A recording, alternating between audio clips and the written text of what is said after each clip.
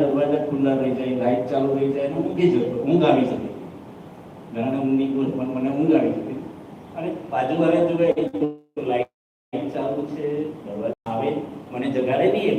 એમની જાતે લાઈટ બંધ કરી દે, દરવાજા બંધ કરી દે.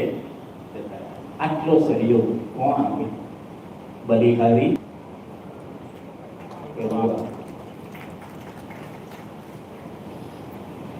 બહુ સહયોગ મળ્યો છે. ઉમરગામમાં ઘણા બધા સેવાના ક્ષેત્રમાં પાઠ ભણવાના પણ મળ્યા. આજે અહીંયા ઉપસ્થિત શ્યામાબેન દ્વારા ઘણું મને માર્ગદર્શન મળતું હતું સેવાઓમાં. મનીષ બરાબર છે. ઘણા બધા પાત્રો યાદ આવે છે.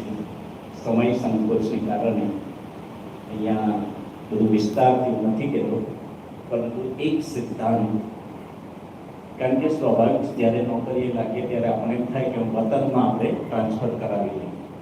પરંતુ બાબાની મુરલી પરથી મેં એક સિદ્ધાંત બનાવી દીધો કે જ્યારે વસુદેવ કુટુંબકમ તો મને મારા વતનનું આકર્ષણ કેમ? જ્યારે આપણે બેહદમાં છીએ, ભગવાન બધાનો છે, તો મારે આ ભૂમિ પર જોબ કરવો, આ ભૂમિ પર નહીં. तो मैं एक सिद्धांत पर, जहाँ मेरा तन है वहाँ मेरा वतन है. बीजो सिद्धांत बाबाए सिखाया, मांगना सो मरना बोला, देना ही लेना है. અને ચોથો સિદ્ધાંત જે બાબાએ હતા, જે મેં આત્મસાત કરવાનો પ્રયત્ન કર્યો અને આપણા અનુભવ સાંભળ્યા પછી લાગે છે, ન ડિસ્ટર્બ હોના હે, ન ડિસ્ટર્બ કરતા. અને એટલે ઘણી વાર હું ઘણાને કહું છું, હકુરથી, गर्वથી કહું છું कि किसी की औकात नहीं है मुझे डिस्टर्ब करे. No one can disturb me without my consent.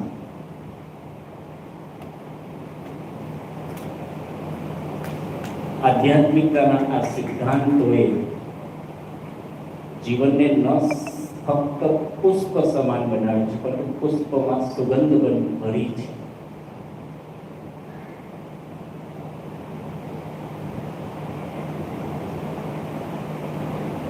જ્યારે આપણે પ્રભુને સમર્પિત થઈએ છીએ, આ મારો અનુભવ, मेरी जीवन की डोर उसके हाथ में है,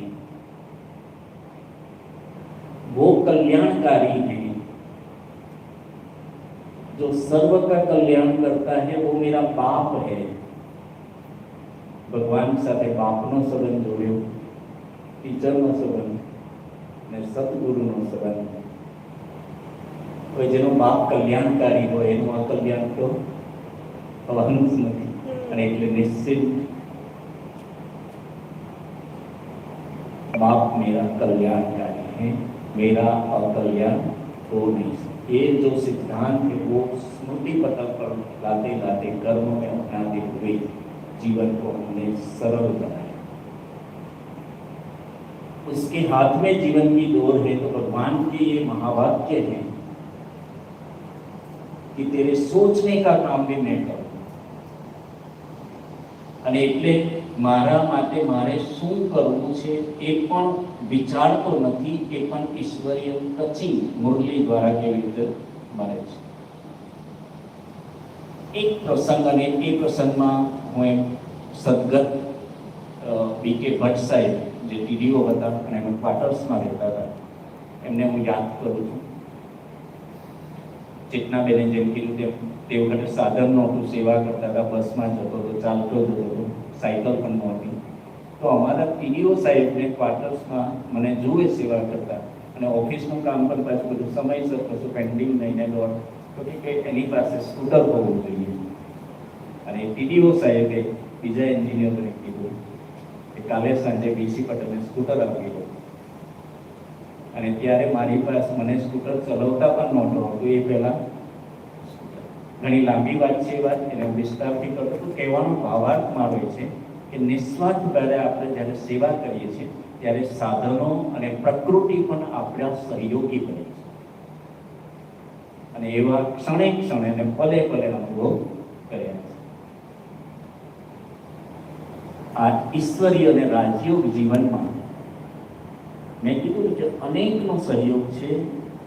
મારા ફક્ત પ્રયત્નો નથી, મેં તો માત્ર મારી જ્યોત